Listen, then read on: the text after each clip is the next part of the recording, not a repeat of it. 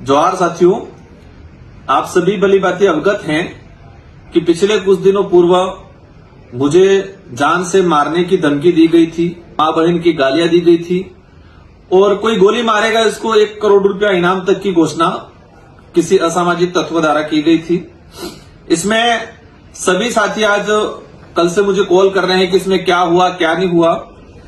Police प्रशासन ने इस आईडी को ट्रेस किया और उस आईडी को ट्रेस करने के बाद उस व्यक्ति तक पहुंचे और वो व्यक्ति चंद्रवीर सिंह करके गढ़ी विधानसभा क्षेत्र के अंदर बाईकागढ़ा जो ग्राम पंचायत है वहां का निकला।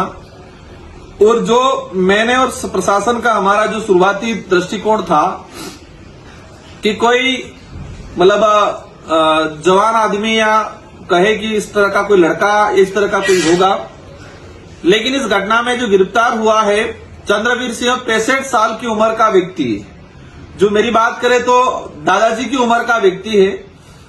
और प्रशासन के अधिकारियों से मेरी बात हुई है कि जिस तरीके से उसने लिखा था, उसने आप सभी भली भांति जानते हैं कि अपने इलाके के अंदर कौन नेता कौन सी पार्टी किस तरीके पे हमारे पे झूठे आरोप लगाती है, उसी वे में उसने जैसे कि कहा कि क्रिश्चियन है, ये अमेरिका मतलब बाहरी तत्व है, मां बहन की गालियां दी और अंत में उनको मुझे मारने की और सुपारी देने तक की बात की।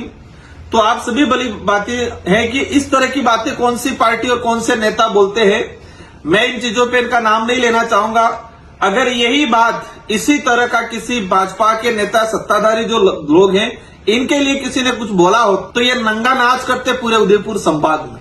आप सभी भली बातें जानते, पहले भी हुआ था, एक व्यक्ति के द्वारा कहा गया था कि वाड़ियां उठा देंगे। चुनावी माहौल में कहते वाड़ियां उठाना कोई धमकी नहीं होती है। मैंने खुद ने कहा था कि रगड़ा मतलब पॉलिटिकली वैचारिक रूप से रगड़ा निकाले, ऐसे कमेंट पे भी मुकदमा दर्ज करके गिरफ्तार किया था। तो ये जो मामला है एक अलग टाइप का मामला है, संदिग्ध मामला है। और मुझे जहां तक आभास मतलब मुझे जो असमंजस की स्थिति है कि 65 साल की उम्र का व्यक्ति फेसबुक पे इस तरह से लिखना और डिलीट करना और कहा जा रहा है कि मैं दारू के नशे में दूध था। मैंने क्या लिखा मुझे नहीं पता है और मैं उनको जानता भी नहीं हूं। मतलब मुझे जानता नहीं है तो मेरे बारे में आकलन कैसे किया इस तरह से ये।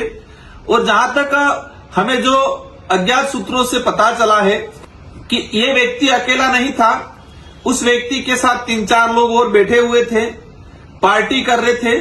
उसमें कुछ पॉलिटिकली लोग घराने से भी लोग हैं, कुछ ये भी आया है कि कोई पुलिस प्रशासन का भी व्यक्ति है जिसका इसके अंदर इन्वॉल्वेशन है या उसका मोटिवेशन है, उसको कहे कि मतलब चढ़ाने का काम या उसको उकसाने का काम भी ऐसे लोगों ने किया है।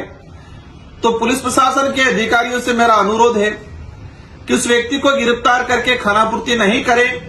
ये व्यक्ति कमेंट किया, मेरी जो कहे कि मैंने जो प्रेस कॉन्फ्रेंस की थी 7 तारीख को, प्रेस कॉन्फ्रेंस मैंने सुबह 11 बजे की थी, 11 साढ़े 11 बजे।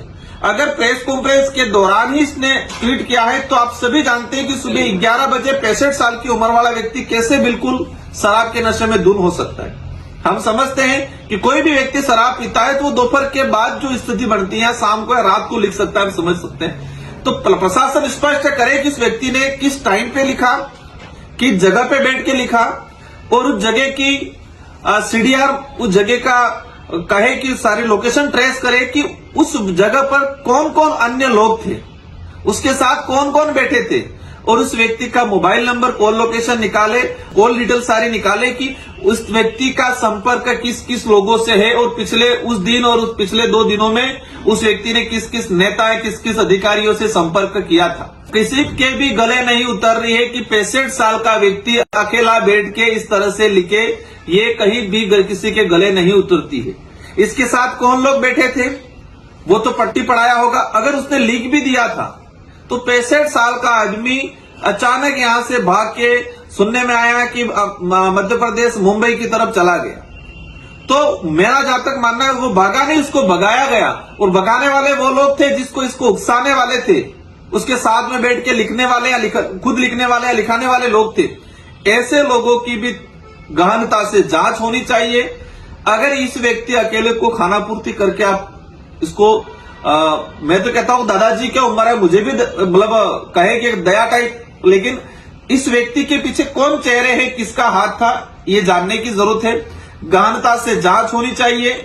मैं मीडिया के साथियों के माध्यम से शासन प्रशासन से अनुरोध करना चाहूंगा कि ये हरकतें फिर कोई कर सकता है, और हरकतें ही नहीं कभी कोई हादसा भी कर सकता है। तो इसके पीछे कौन लोग थे, इनकी सबकी सीडीआर, उस व्यक्ति की सीडीआर मंगाई जाए, उसका कॉल लोकेशन उस समय कहां था, और पुलिस पर अधिकारी किस टाइम पे लिखा, किस जगह पे बैठ के लिखा, और उसकी कॉल लोकेशन, कॉल डिटेल सार्वजनिक करे और एज ए परिवादी के रूप में मुझे भी अवगत कराए।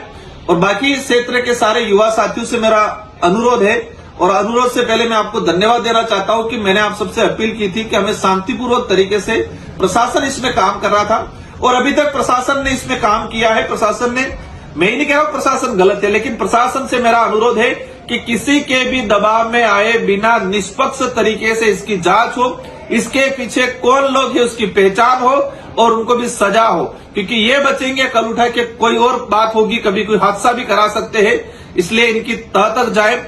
ऐसे यहां तक सुनने में आ रहा है बांसवाड़ा जिले के अंदर 2017 में कुछ दंगे हुए थे, हिंदू मुस्लिम के दंगे कराए थे। कुछ ऐसे पुलिसकर्मी थे जिन्होंने जानबूझकर माहौल क्रिएट किया था, वहां कुछ गलत चीजें, विस्फोटक चीजें रखवाई थी, कुछ आपस में समुदाय में भिड़ाया था अपना, वो कहते हैं गैलेंट्री प्रमोशन लेने के लिए, प्रमोशन के चक्कर में इस तरह से। तो ऐसे लोग भी इसमें सम्मिलित है, ऐसी जानकारी आई है। तो अधिकारियों से मेरा अनुरोध है कि इनकी गहनता से जांच हो और कार्रवाई करें, निष्पक्ष रूप से किसी के दबाव में नहीं आए। और सारे युवा साथियों से भी मेरा अनुरोध है कि सभी शांतिपूर्वक शांति बनाए रखें। हम प्रशासन से अनुरोध करके प्रशासन पे दबाव बना के इसकी गहनता से जांच करा रहे हैं। आप सभी को धन्यवाद, आभार, जोहार।